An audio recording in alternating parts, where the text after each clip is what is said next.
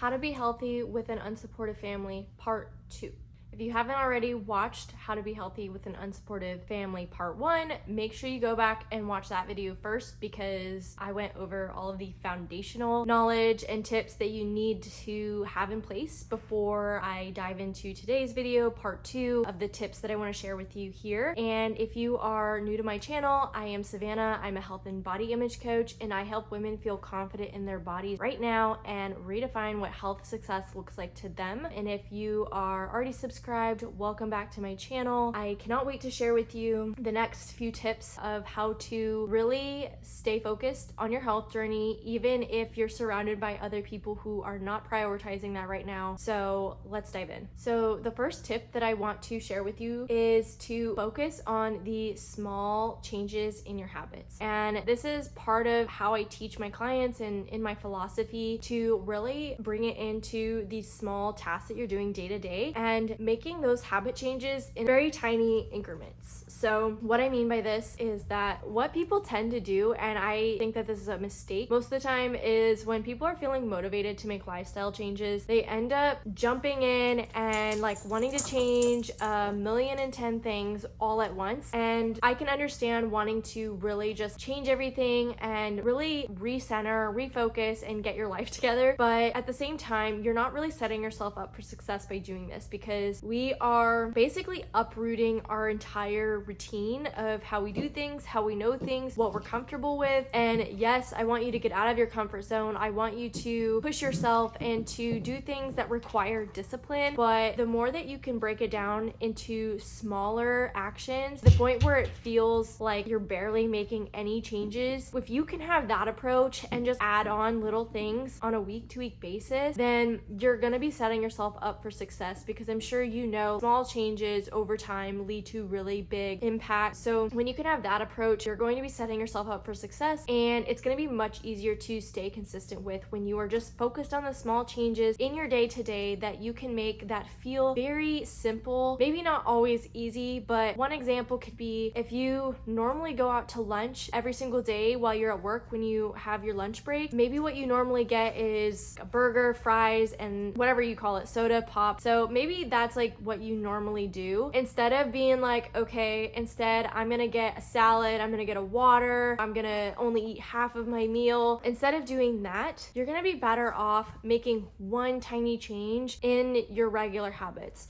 I know it seems like it's not enough, but trust me, when you can make those small changes over time, instead of doing all of those big changes like ordering a salad, ordering water, only eating half the meal, instead, why don't you order the burger and fries or what you normally get, and instead of the pop, get water? That is one small thing that we can change. And yeah, like there's a little bit of resistance to it and we may not want to do it, but at least we're not asking ourselves to make all of these changes, because when you get that uncomfortable and you feel that much resistance, you're going to be much more likely to revert back to your old habits, because it's what you know, it's what you're comfortable with. So when you can build up that resilience over time, it's going to be easier to stay disciplined, and you're going to gain that confidence because you're showing and proving to yourself that you are able to make those changes, and that even though you feel resistance, you're able to overcome them. The second tip I want to share with you is to reflect often. So what I mean by this is, like I said, if you're focusing on the small changes over time and you're just focusing on those things on a day-to-day basis, then I want you to come back and reflect on that at the end of the week and ask yourself how it went and see what you did right, some areas that you could tweak, some areas that you could basically add in more, and even taking it a step further where you could reflect on a day-to-day basis. So if you can reflect at the end of the day and point out the things that you did that day that you're super proud of, again, like even if it feels like super small and insignificant, recognize it, because then when you go to reflect on it at the end of the week, you can say, wow, look at all of these things, all of these changes that I made that I normally wouldn't have made, and let me see if I can do something extra this week to add onto that. Or if you did find it challenging that past week, then maybe you can see the areas that you could add in more or take away. You really just reflecting often allows you to pivot where it's needed, and to also allow you to focus in on the day-to-day rather than this end goal that you may have that's like really really far away. It allows you to be more present and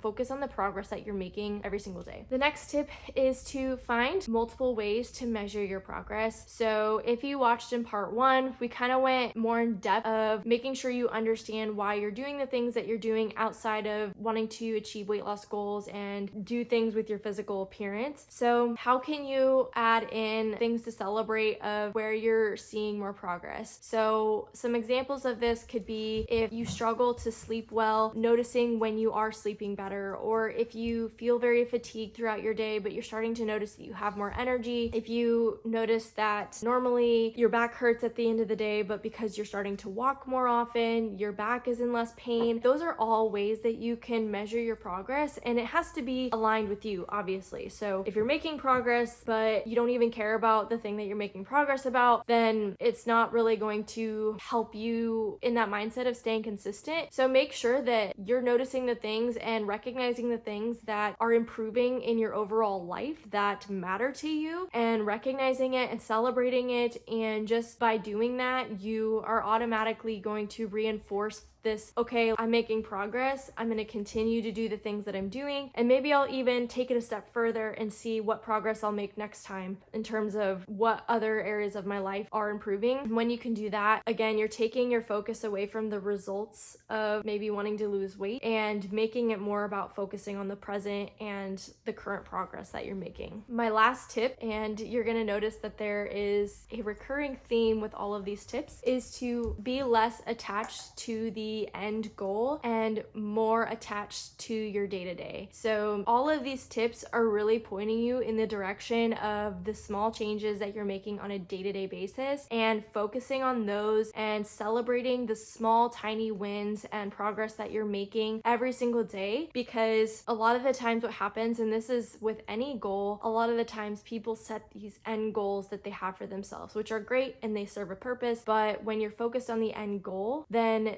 you are less likely to feel fulfilled when you achieve that goal. When you can be more present and in the moment and focus on the day-to-day, you are much more likely to stay consistent because you are seeing that progress every single day. You're reminding yourself why you're doing it. You're reminding yourself of why it matters rather than this big end goal that seems so far away. That's the issue that a lot of people encounter, is they're so focused on this far away end goal that they ignore all of these small progress that it takes to even get there, and they think that they're somehow failing or not doing good enough, and when in reality they have made a ton of progress and they have gotten maybe they're halfway to their end goal, but because it's not fast enough or because it still feels really far away, it's discouraging. So these are all obviously mindset focused, and as you can see, my approach to helping someone get over the hump of being around an unsupportive family or maybe just people in general who are not prioritizing the same things that they're prioritizing, it has a lot to do with our own mindset and reflecting from within. It has little to do with, what we're cooking every day and what were the types of exercises that we're doing every day and being so perfect all the time. It has very little to do with that. It has much more to do with the small changes that you're making on a day-to-day basis. And just some examples, so you don't necessarily have to eat a completely different meal from what your family is eating, but you can swap out some different ingredients to add in a little bit more nutrients to that meal, to where you're not only being able to eat the same thing that they're eating, but you're also making a more nutritious meal for your family and they're not even really noticing a difference. So it has very little to do with the big changes and drastic changes from what your family is doing, and has more to do with the small changes that you can make in your day-to-day and the things that you're focused on. So again, if you don't have time for a workout, can you get in 5 to 10 minutes of movement? Can you go for a walk? And can your family go with you? It has very little to do with making super drastic changes and being disconnected with your family in that way. Because obviously it can feel a little disconnecting when we're trying to make these lifestyle changes and our family is on a completely different page. Same goes for the friends, same goes for the coworkers. For example, I had a coworker bring in donuts to work on a Friday, and for me right now, I'm really focused on eating really nutrient dense meals, just eating foods that that make me feel good and taking out some things that I've noticed like don't make me feel good, but I still ate the donut, and I didn't see that as me failing in my journey. I just saw it as, okay, well, I'm gonna eat this donut and I'm gonna make sure that I eat like really nutrient dense meals for every single one of my meals today. So it's having that mindset shift of, just because you do something that maybe is quote unquote not considered healthy, what are other things that you can do and add in that will help you feel better about your decision and still feel like you're making progress rather than failing? Because in reality, we're not failing. It's just having a clear path and idea of like what success means to you and why it's important to you, and making small little choices every single day that get you closer to that.